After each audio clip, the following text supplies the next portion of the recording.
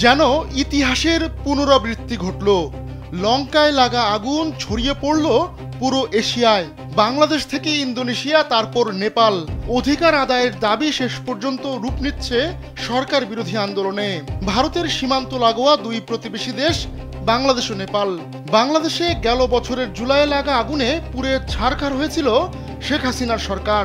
এবার নেপালও পুড়ছে ক্ষোভের আগুনে, যে আগুনে পুড়ে ছাই হতে পারে কেপি শর্মা ওলির মসনদ। নেপালের রাস্তায় বিক্ষোভ এখন প্রাণঘাতী হয়ে উঠেছে।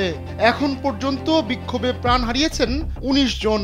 এর মধ্যে নতুন বানেশ্বরের কাছে ভয়ঙ্কর সংঘর্ষে গুলিবিদ্ধ হন এক তরুণ। পরে তাকে সিভিল হাসপাতালে নিয়ে যাওয়া হলে সেখানেই চিকিৎসারত অবস্থায় তার মৃত্যু হয়। বানেশ্বর, সিংহদুর্বার, নারায়ণহিটি এবং সংবেদনশীল সরকারি এলাকাসহ বেশ কয়েকটি এলাকায় কারফিউ জারি করা হয়েছে।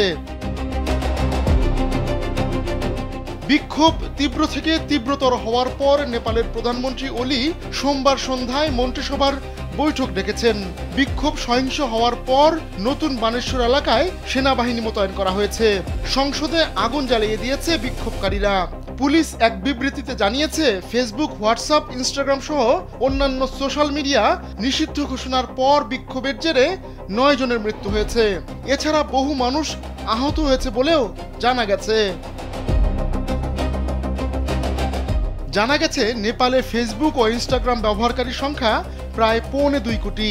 তাদের অনেকেই ব্যবসার জন্য সোশ্যাল মিডিয়ার উপর নির্ভরশীল। কিন্তু সোশ্যাল মিডিয়া প্ল্যাটফর্মগুলো বন্ধ হয়ে যাওয়ায় ক্ষতিগ্রস্তরা প্রতিবাদ শুরু করে। পরবর্তীতে সেই বিক্ষোভ দুর্নীতি বিরোধী আন্দোলনে পরিণত হয়। তবে আন্দোলনের মুখে নেপাল সরকার বলছে, তারা চিন্তা ও মত প্রকাশের স্বাধীনতাকে সম্মান করে। এর আগে সোশ্যাল মিডিয়া জায়ান্টদের জন্য গেল বছর একটি নির্দেশ জারি করেছিল নেপালের সুপ্রিম কোর্ট। তাতে বলা হয়েছিল নেপালে রেজিস্ট্রেশন করতে হবে এসব প্রতিষ্ঠানকে।